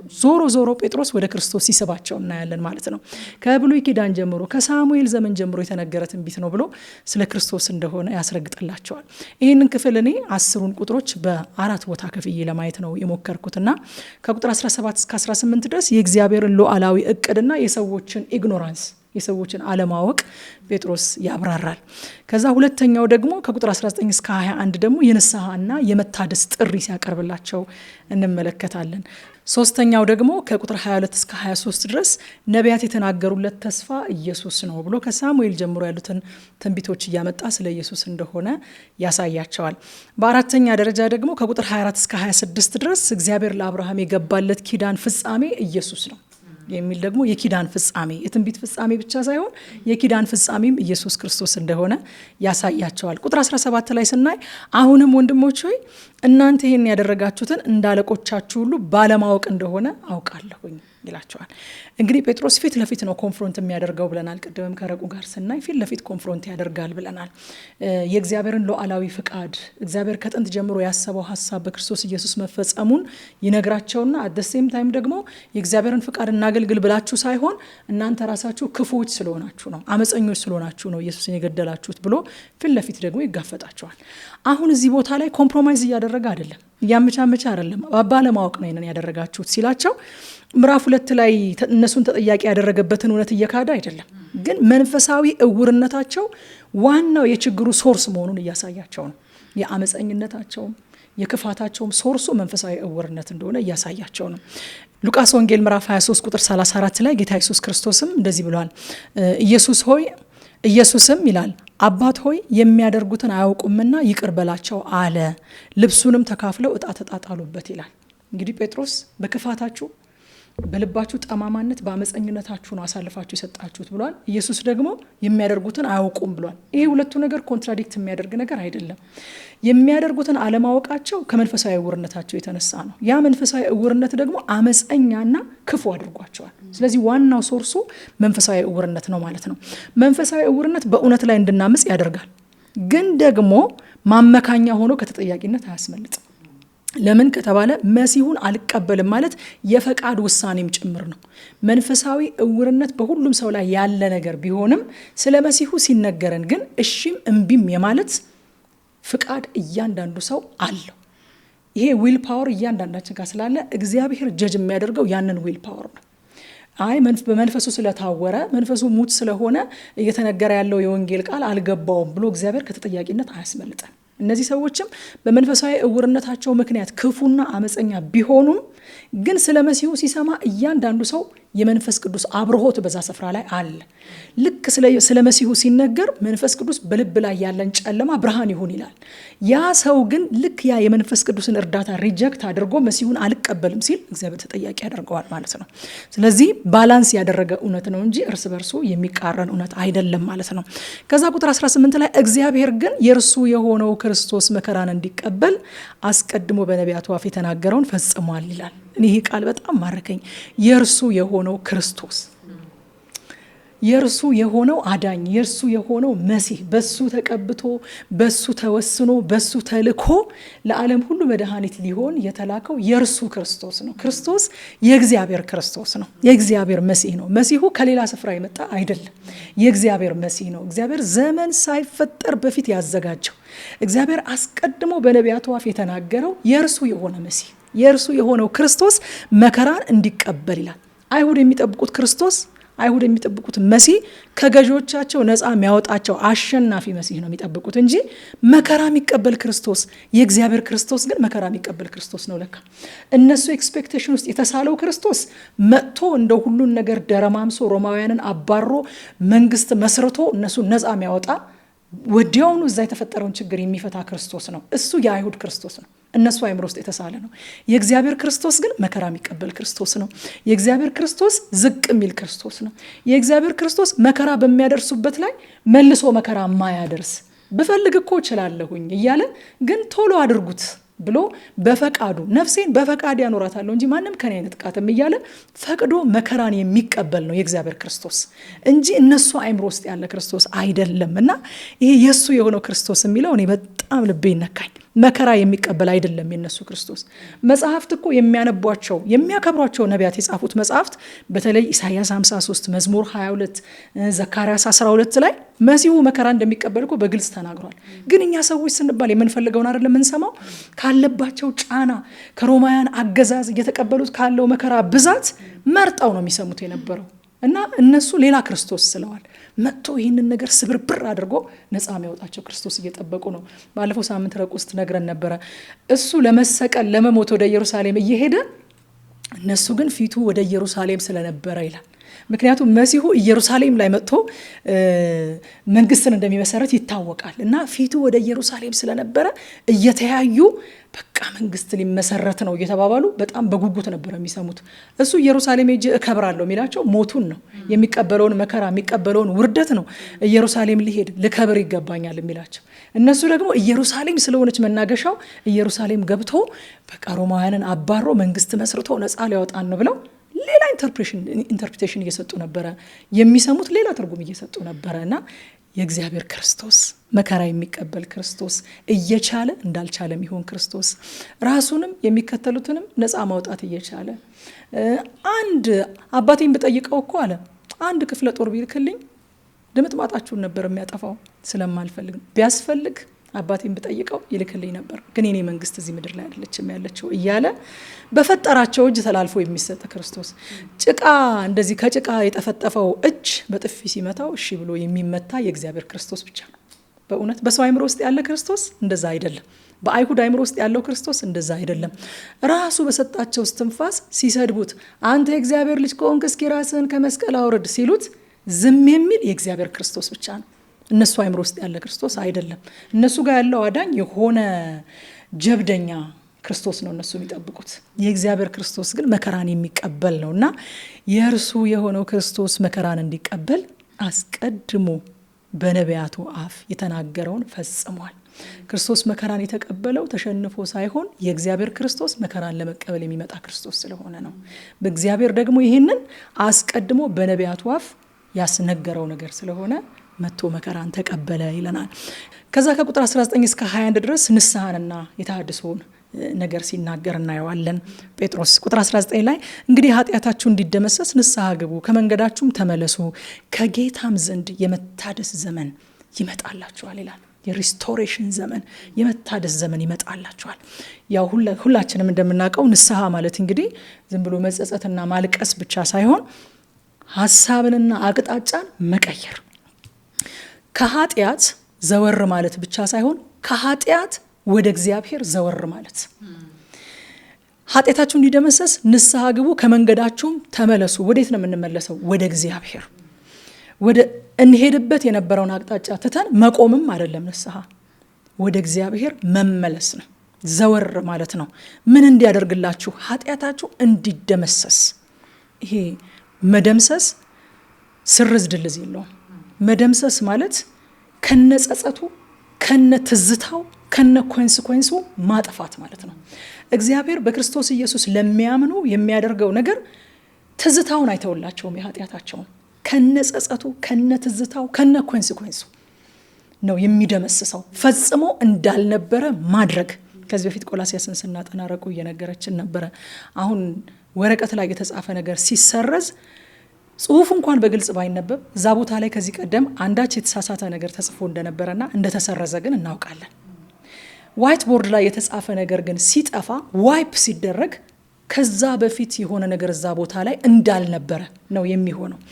እንዲደመሰስላችሁ የሚላቸው ጴጥሮስ ልክ እንደዛ ነው። በክርስቶስ ኢየሱስ በማመን ንስሐ ስትገቡ ከዚህ በፊት ምንም እንዳላደረገ ምንም ኃጢአት አድርጎ እንደማያውቅ አዲስ ፍጥረት ንጹህ በደል የሚባል የሌለበት ኩነኔ የሚባል የሌለበት ታሪክ የሌለው እንዲህ ያለ ታሪክ የሌለው ሰው እንድትሆኑ ንስሐ ግቡ፣ በክርስቶስ ኢየሱስ እመኑ። ከጌታ ዘንድ የመታደስ የአዲስነት ዘመን አዲስ የመሆን ዘመን የመታደስ የሚለው እኛ አሁን አሮጌ ቤት ምናምን ስናድስ ታድሷል እኮ ጸድቷል፣ ንጹህ ሆኗል ምናምን፣ አሮጌ እንደነበረ ግን እናውቃለን ሁላችንም። የሆኑ ነገሮች አሉ አዲስ አይደለማ ቤቱ ታደሰ እንጂ አዲስ አልሆነም። መታደስ ሲል መጽሐፍ ቅዱስ የሆነ የፈራረሰን ነገር ማበጃጀትና መጠጋገን የተላላጠውን ነገር መቀባባት አይደለም፣ አዲስ ማድረግ፣ ምንም አሮጌነት የሌለው አዲስ ብራንድ ኒው ማድረግ ማለት ነው። እና ይሄ መታደስ እንዲመጣላችሁ የሚለው ያንን ነው ማለት ነው። በብሉይ ኪዳን ኃጢአት ይከደን ነበር። እኛ ሁላችን እንደምናውቀው በጣም እንደውም ተደንቀው ሁሉ በጣም ግሬትፉል ሆኖ የሚናገሩት ነገር ነው። ኃጢአቱ የተከደነችለት መተላለፉ የማይታሰብበት ሰው እንዴት ምስጉን ነው፣ እንዴት የተባረከ ነው፣ እንዴት ብለስድ ነው እየተባባሉ ሁሉ የሚደነቁት ተደምስሶ እኮ አይደለም ተከድኑ፣ በመከደን እንዴት ግሬትፉል እንደነበሩ። አሁን ግን ጴጥሮስ የሚላቸው ንስሐ ገብታችሁ ከመንገዳችሁ ስትመለሱ በልጁ ስታምኑ መከደን አይደለም መደምሰስ ነው የሚሆንላችሁ። ሙሉ ለሙሉ መደምሰስ የመጣው በክርስቶስ ኢየሱስ ደም ብቻ ነው። ዕብራውያን ምዕራፍ 9 ቁጥር 13 ላይ እንደዚህ ይላል የእግዚአብሔር ቃል እስከ ቁጥር 14 ድረስ። የውጭ አካላቸው ይነጻ ዘንድ በረከሱ ሰዎች ላይ የሚረጨው የፍየሎችና የኮርማዎች ደም እንዲሁም የፍየሎችና የጊደር አመድ የሚቀድሳቸው ከሆነ ምናቸውን? የውጭ አካላቸውን በዘለዓለም መንፈስ አማካኝነት ራሱ ነውር አልባ መስዋዕት አድርጎ ለእግዚአብሔር ያቀረበው የክርስቶስ ደም ሕያው እግዚአብሔርን እንድናመልክ ሕሊናችንን ከሙት ስራ እንዴት ይበልጥ ያነጻ ይሆን? ያኛው ምን ነው የሚያነጻው? አካልን በረከሱ ሰዎች ላይ ሲረጭ የፍየሎች፣ የኮርማዎች፣ የበጎች ደምና አመዱ በረከሱ ሰዎች ላይ ሲረጭ አካላቸውን ነው የሚያነጻው። ኮንሽስነሳቸውስ በኃጢአተኛ ሕሊና ነበር ለካ ወደ ቤታቸው የሚሄዱት። ጸድቅ ያለው የሚል ሕሊና ይዘው አልነበረም ወደ ቤታቸው የሚሄዱት። አካላቸው ነጽቷል፣ ኃጢአታቸው ተከድነዋል። ግን ስላልተደመሰሰ ጸጸቱ ግን ከውስጣቸው አልወጣም። ሕያው እግዚአብሔርን እጆቻቸውን አንስተው ያለምንም ጸጸት ማምለክ የሚችሉበት ስቴት ላይ አይደለም የሚያደርጋቸው።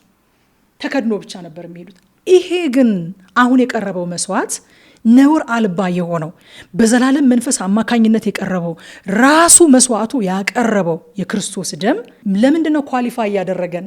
እንደው ላለመቀሰፍ፣ የድሮቹ እኮ ላለመቀሰፍ ነው ኳሊፋይ የሚያደርጋቸው፣ ላለመቀሰፍ ሳይሆን ሕያው እግዚአብሔርን ለማምለክ ብቁ አድርጎናል።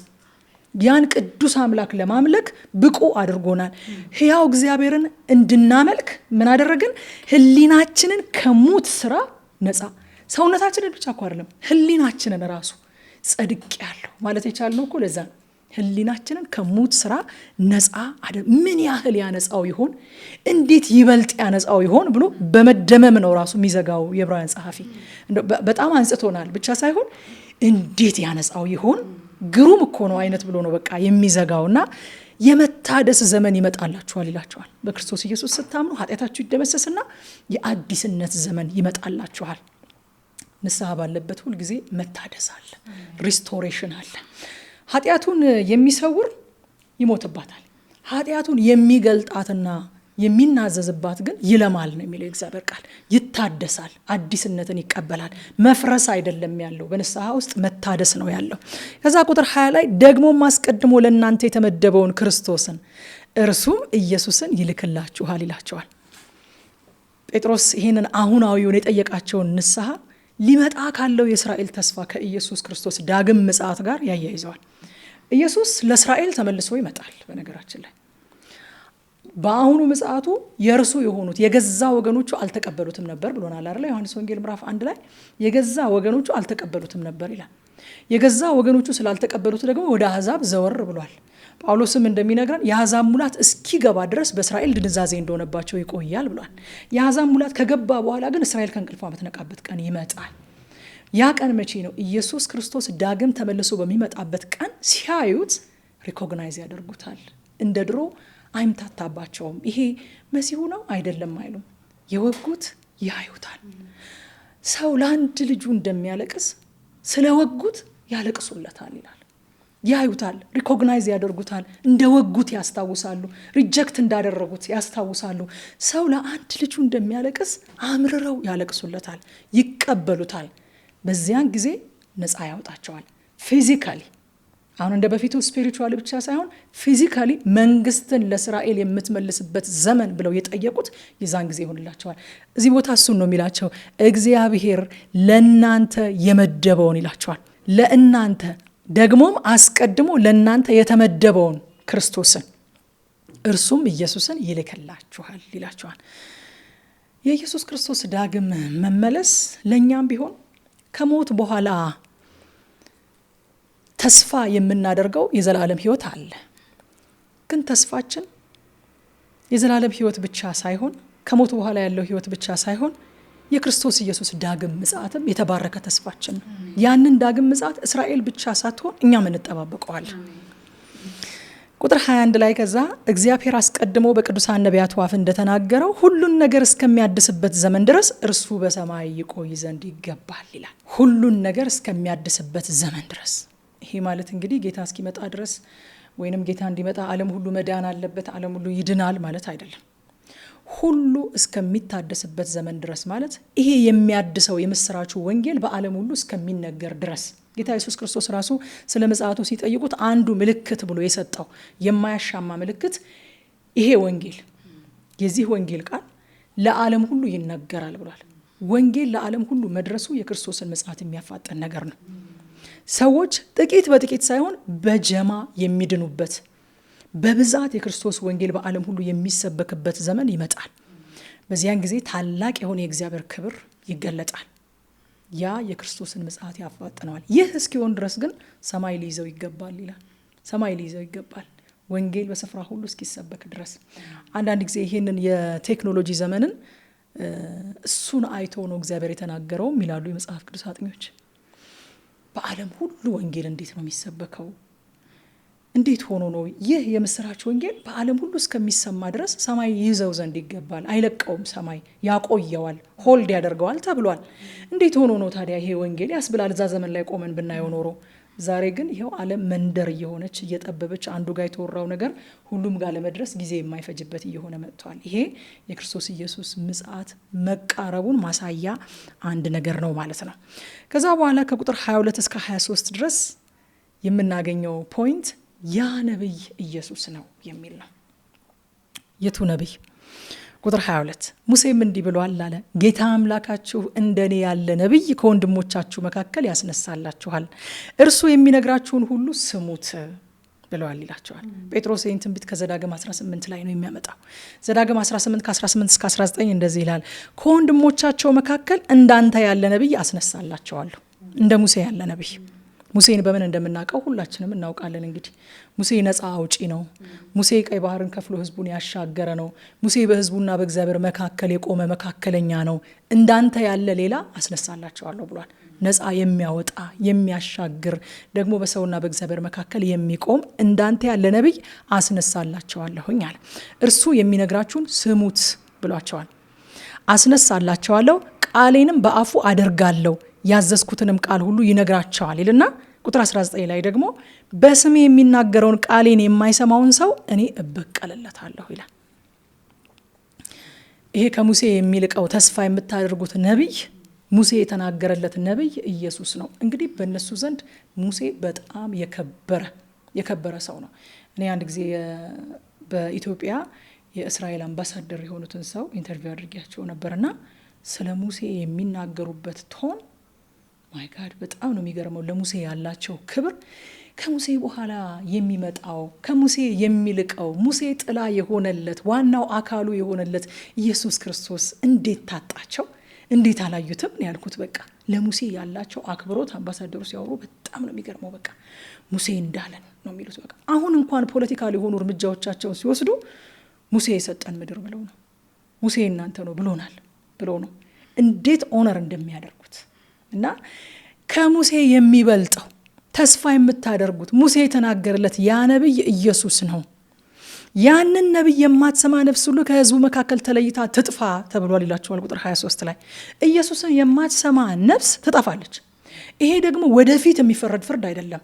እግዚአብሔር በነቢያቱ አፍ አስቀድሞ የተናገረው ነው። በሙሴ አፍ ተናግሯል። እሱን የማትሰማውን ነፍስ እኔ ነኝ የምበቀላት ብሏል እግዚአብሔር። እኔ ነኝ የማጠፋት ብሏል። ጴጥሮስም ደግሞ የሚነግራቸው እዚህ ቦታ ላይ እሱ ነው። ከቁጥር 24 እስከ 26 ደግሞ እግዚአብሔር ለአብርሃም የገባለት ኪዳን ፍጻሜ አግኝቷል። ይጠብቃሉ እኮ ለአብርሃም የተገባውን ኪዳን እኮ ይጠብቃሉ። ተፈጽሟል። የዛ ተስፋ የዛ ኪዳን ፍጻሜ ኢየሱስ ክርስቶስ ነው እያለ ነው የሚነግራቸው። የትኛውንም የብሉይ ኪዳን መጽሐፍት ሐዋርያት ሲፈቱ ከክርስቶስ አንጻር ነው የሚተረጉሙት። ቁጥር 25 ላይ እናንተም የነቢያት ልጆች ናችሁ፣ ደግሞም እግዚአብሔር ለአብርሃም በዘርህ የምድር ወገኖች ሁሉ ይባረካሉ ብሎ የገባው ኪዳን ወራሾች ናችሁ ይላቸዋል። የአብርሃም የተስፋ ቃል የሚፈጸምበት መንገዱ በእስራኤል በኩል እንደሆነ እናውቃለን። ግን ኪዳኑ ለምድር ወገኖች ሁሉ ነው ደግሞ የተገባው። በእስራኤል በኩል የሚመጣ ለምድር ወገኖች ሁሉ የሚሆን ኪዳን ነው የተገባው። ያ ኪዳን ፍጻሜውን ያገኘው ደግሞ በክርስቶስ ኢየሱስ ነው። ገላትያ ምዕራፍ 3 ቁጥር 28 ላይ ሐዋርያ ጳውሎስ እስከ 29 ድረስ እንደዚህ ይላል፣ በአይሁድና በግሪክ በባሪያና በነጻ ሰው በወንድና በሴት መካከል ልዩነት የለም፣ ሁላችሁም በክርስቶስ ኢየሱስ አንድ ናችሁ ይልና የክርስቶስ ከሆናችሁ እናንተ የአብርሃም ዘር ናችሁ፣ እንደ ተስፋውም ቃል ወራሾች ናችሁ ይላል። በክርስቶስ ኢየሱስ የሚያምኑትን ሁሉ የአብርሃም የተስፋው ቃል ወራሾች አድርጓቸዋል እግዚአብሔር። ያ የኪዳኑ ተስፋ ፍጻሜን ያገኘው በእናንተ ዘንድ ብቻ ሳይሆን ለአሕዛብ ሁሉ የደረሰበት የተስፋው ፍጻሜ መንገድ ኢየሱስ ክርስቶስ ይባላል። የነቢያት ትንቢት ደግሞ የኪዳን ተስፋ ፍጻሜ ኢየሱስ ክርስቶስ ነው የሚል ሐሳብን ያስረዳቸዋል። በመጨረሻ ቁጥር 26 ላይ እግዚአብሔር ብላቴናውን ባስነሳ ጊዜ እያንዳንዳችሁን ከክፋታችሁ መልሶ ይባርካችሁ ዘንድ አስቀድሞ ወደ እናንተ ላከው ይላቸዋል። ከክፋታችሁ መልሶ ይባርካችሁ ዘንድ ደስ አይልም? ኢየሱስ ክርስቶስ የመጣበት ዓላማ ሰውን ከክፋት እየመለሰ ሊባርክ፣ ከክፋታችሁ መልሶ ይባርካችሁ ዘንድ። በመመለስ ውስጥ ሁል ጊዜ በረከት አለ። ኢየሱስ ሲመልሰን ሊባርከን ነው እንጂ እኛን የሆኑ ጭቁኖች፣ የሆነ ገደብ የተቀመጠባቸው፣ ፍሪደም የሌላቸው የሆንን ምስኪኖች ሊያደርገን አይደለም። ከክፋታችሁ ይመልሳችሁና ከዛ ይባርካችኋል። ሊባርካችሁ እግዚአብሔር አስቀድሞ ላከላችሁ ይላል። ሐዋርያት ሥራ ምዕራፍ 2 ቁጥር 38 ላይ ጴጥሮስ ስለ ንስሐ ጥቅሞች ሲናገር እንደዚህ አላቸው ይላል፣ ንስሐ ግቡ፣ ኃጢአታችሁ እንዲሰረይላችሁ እያንዳንዳችሁ በኢየሱስ ክርስቶስ ስም ተጠመቁ፣ የመንፈስ ቅዱስ ስጦታን ትቀበላላችሁ። የንስሐ ጥቅሙ መቼስ በጣም ብዙ ነው። ንስሐ የኃጢአትን ስርየት፣ ንስሐ የመንፈስ ቅዱስን ስጦታ፣ ንስሐ የልብ መለወጥን፣ የነፍስ መታደስን፣ የአባትና የልጅ ግንኙነት መታደስን፣ የዘላለም ሕይወትን፣ ወራሽነትን፣ ከዛ ሁሉ አልፎ ደግሞ የተፈጠርንበትን ዓላማ እንድናገኝ ያደርገናል። እግዚአብሔር መልሶን ከሁሉ የወደቀ አያደርገንም። በክርስቶስ ኢየሱስ ማመን የሆንን ከሁሉ የወደቅን ምስኪን ፍጥረታት የሚያደርግ ነገር አይደለም። የበረከት መንገድ ነው። የተፈጠርንበትን ዓላማ የምናውቅበት፣ አጥርተን የምናስብበት። እኔ ከዳንኩ በኋላ አጥርቼ ማሰብ ችያለሁ። ለምን እንደምኖር አላውቅም ነበር በእውነት። ከዳንኩኝ በኋላ ግን ለምንድን ነው የምኖረው ብዬ መጠየቅ ችያለሁ። መጠየቅ ብቻ ሳይሆን ደግሞ አንዳንዶች ሊጠይቁም ይችላሉ በዓለም ሆነው። እኔ የሚጠይቁትም ውስጥ አልነበርኩኝም። መንጋት መምሸቱን ነው የማውቀው እንጂ ዛሬን እንዴት እንደምውል ነው እንጂ የማውቀው ምንም ከዛ ያለፈ ዓላማም አልነበረኝም። መጠየቅም የቻልኩት ደግሞም ለምን እንደተፈጠርኩኝ ያወቅኩት በክርስቶስ ኢየሱስ በማመኔ ነው። ምክንያቱም በመመለስ ውስጥ በረከት አለ፣ በመመለስ ውስጥ ዓላማን ማወቅ አለ፣ በመመለስ ውስጥ የእግዚአብሔር ልጅነት አለ፣ የአባትና የልጅነት ግንኙነት መታደስ አለ። ከነዚህ ክፍሎች ላይ ከነዚህ 10 ቁጥሮች ላይ ነው የተረዳኋቸው ዋና ዋና ሀሳቦች። የመጀመሪያው ክርስቶስ የብሉይ ኪዳን መጽሐፍት ሁሉ ፍጻሜ፣ የጥላዎች ሁሉ አካል ነው። የነቢያት ትንቢት፣ የአብርሃም የኪዳኑ ተስፋ ፍጻሜ ኢየሱስ ክርስቶስ ነው። ሌላው የክርስቶስ መስቀል የእግዚአብሔር ሉዓላዊ እቅድ መሆኑን ባለፈው ሳምንትም ተመልክተናል። የሰዎች ክፋት አይሎ የፈጠረው ነገር አይደለም። እግዚአብሔር ኃይል አንሶት ወይንም ኢየሱስ በጠላቶቹ ተሸንፎ የተፈጠረ ነገር ሳይሆን እግዚአብሔር ከዘላለም ጀምሮ ባቀደው እቅድ መሰረት የሆነ ነገር ነው። የመጨረሻው ከዚህ ክፍል ያየሁት ተሐድሶ የጌታን ዳግም ምጽአት የሚያፋጥን ነገር ነው። ሁሉ እስኪታደስ ድረስ ነው ኢየሱስ የሚጠብቀው። ኢየሱስ እኛ እንደምንናፍቀው ከኛ በላይ እሱ ከኛ ጋር መሆን ይናፍቃል። መምጣት ይፈልጋል። ኢየሱስ እኛ እንዲመጣ ከምንፈልገው በላይ ኢየሱስ ወደኛ መምጣት ይፈልጋል። እመጣለሁ፣ እወስዳችኋለሁ፣ ስፍራን አዘጋጅላችኋለሁ ብሎ ነው የሄደው። አንድ ሙሽራ ሙሽሪትን ካጨ በኋላ በእስራኤል ልማድ ተመልሶ ሄዶ በአባቱ ቤት መኖሪያን ያዘጋጅላታል። ቤቱን ሰርቶ ሲጨርስ መጥቶ ሙሽሪትን ይወስዳታል። ሙሽሪትም መጥቶ እስኪወስዳት ትናፍቃለች። ሙሽራውም ቤቱን ሰርቶ ጨርሶ መጥቶ እስኪወስዳት ድረስ ይናፍቃል። እኛ ብቻ አይደለንም ክርስቶስን የምንናፍቀው፣ እሱም መጥቶ ሊወስደን ይናፍቃል። ግን ቤቱ ተሰርቶ ማለቅ አለበት። እሱ ሰርቶ ስላልጨረሰ አይደለም ያልመጣው፣ እኛ ሰርተን ስላልጨረስን፣ ይሄ ወንጌል በዓለም ሁሉ ስላልተሰማ አንድ ጊዜ ደግሜ ሰማይንና ምድርን አናውጣለሁ ብሏል እግዚአብሔር። በመጨረሻ ዘመን ሊገለጥ የሚገባው ክብር መገለጥ አለበት። ወንጌል በነጠላ ሳይሆን በጀማ መሰበክ አለበት። ሰዎች አንድ ባንድ ሳይሆን ግር ብለው ወደ እግዚአብሔር መንግስት መግባት አለባቸው። ይህ ወንጌል በስፍራ ሁሉ መሰማት አለበት። ተሐድሶ የጌታን ምጽአት ያፋጥናል። ወንጌልን በመስበክ የመጨረሻውን ዘመን ክብር እንዲገለጥ በመጠማት ማራናታ ልንል ያስፈልጋል። ከነዚህ ቁጥሮችን የተመለከትኩት ይሄንን ነው። የተወደዳችሁ ቤተሰቦቻችን እንግዲህ ምዕራፍ 3ን እንደዚህ ነበር የተመለከትነው። የሚቀጥለውን ምዕራፍ 4ን ደግሞ በሚቀጥለው ሳምንት ይዘንላችሁ እንመጣለን።